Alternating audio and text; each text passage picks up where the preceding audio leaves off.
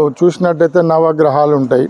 సూర్యుడు బాగలేదని కొందరు, చంద్రుడు బాగలేదని కొందరు, కుజుడు బాగలేదని కొందరు, అంగారకుడు బాగలేదు, బుధుడు బాగలేదు, గురువు బాగలేడు, శుక్రుడు బాగలేడు, శనీశ్వరుడు బాగలేడు, రాహు కేతు పట్టుకును, కాలసర్ప దోషం.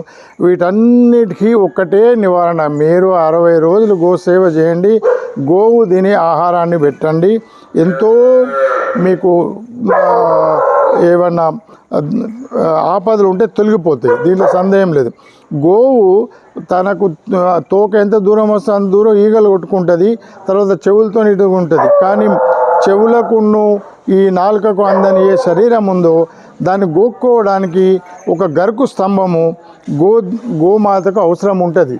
అది తన శరీరాన్ని రాస్తుంటుంది. అది చాలా ఉత్తమమైన సేవ.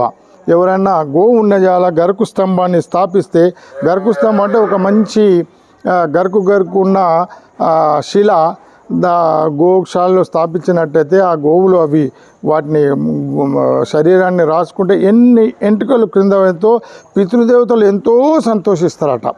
ఇది చాలా తెలిసిన మహాపురుషులు చెప్పిన విషయము. అందుకని మన పితృదోషమున్న కాలసర్ప దోషమని దానికి నివారమైన అంగారక దోషం, కుజ దోషం ఉన్న, ఎవరికైనా పెళ్ళి అవుతలేదని అనుకున్నా, పనులలో బరకత్ ఉంటలేదని అనుకున్నా, చదువు బాగా అవుతలేదు అనుకున్నా, రకరకాలైన పదార్థాలు సూర్యుడికి సంబంధించినవైతే మీరు ఒక రకమైన ఆహారము వాటికి పల్లిపిండి పెట్టవచ్చు, ఒకరోజు నానబెట్టింది. తర్వాత ఈ చంద్రుడికి సంబంధించింది అయితే మీరు తెల్లటి వస్తువులు పిండి కానీ, తర్వాత ఈ తెల్ల అలచంతుడు నానబెట్టి పెట్టచ్చు. ఈ అంగారకుడు కుజుడు అయితే ఎర్రటి టమాటాలు, బీట్రూట్ లాంటివి, కందులు నానబెట్టి పెట్టచ్చు. బుధుడు దానికి మన తోటకూర, పాలకూర, చుక్కకూర లాంటివి, లేకుంటే ఎన్ని ఆకుకూరలు పెట్టచ్చు. అట్లనే గురువు కూర్చి నానబెట్టిన శనగలు, తర్వాత శుక్రుడికి ఈ సోరకాయ, ఇటువంటి లైట్ కలర్ ఉన్న మన పత్తగోబి లాంటివి, మన తెల్లటి బబ్బెర్లు వాటికి నానబెట్టి పెట్టచ్చు. శనికి ఉలువలు నానబెట్టి పెట్టచ్చు, బాగుంటుంది. తర్వాత రాహుకు గరక పెట్టాలి. ఆవుకు ఈ కుష గడ్డి, కేతు దానికి ఏంటంటే కేతు ఒక రకంగా మన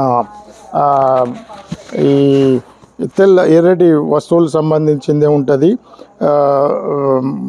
లేకుంటే ఉలువలు లాంటివి కూడా పెట్టచ్చు. ఇలా మన నవగ్రహ శాంతి అనే కాకుండా మన మంచి కోసము సర్వారిష్ట సుశాంతిర్భత్ కావాలనుకుంటే గోమాత సేవ కూడా ఎంతో ఉత్కృష్టమైన సేవ అని మా విశ్వాసము. దీంట్లో 3 దేవతల నివాసము ఉంటుందని, దీని కాళ్ళల్లో గిట్టెల మధ్యన గోధులిలో మన మీద వాడితే ఎన్నో రకాల నరదృష్టి పోతుందని అందరు అంటారు. ఇంట్లో ఎవరైనా గృహప్రవేశం చేస్తే ఫస్ట్ గోమాతతోనే చేసే పరిపాటి శాస్త్రాల్లో ఉంది. అందుకని కొన్ని విషయాలు నాకు తెలిసినవి సంక్షిప్తంగా కానీ చెప్పడం జరిగింది. అందరికీ పునః ఈ యొక్క 3కోటి ఏకాదశి శుభదినంలో, శుభయోగంలో మీ అందరికీ మా యొక్క హార్దిక శుభాకాంక్షలు, శుభాభినందనలు. ఈ యొక్క వీడియో చూసిన వారికి, విన్నవారికి, వారికి ఆ పరంపిత పరమాత్మ పరమేశ్వరుడు మీ సమస్త కోరికలను నెరవేర్చుగాక. ఈరోజు మీ అందరి తరఫున, ఈ ఛానల్ చూస్తున్న వారి అందరి తరఫున, ఈ యొక్క సబ్స్క్రైబ్ చేసిన వాళ్ళ తరఫున కూడా గోమాతకు నైవేద్యం సమర్పించడం జరిగింది. దీంట్లో పుణ్యభాగంలో మీకు కూడా ఆ యొక్క పుణ్య కటాక్షము కలగాలని ఆ పరంపిత పరమాత్మ ప్రార్థిస్తూ, అందరి కోరికలు నెరవేరాలని ఆ భగవంతుని ప్రార్థిస్తూ, సర్వారిష్టు సుశాంతిర్భవతు, సర్వే జనా సుఖినో భవంతు. ఓం శాంతి శాంతి శాంతి. సర్వే జనా సుఖినో భవంతు.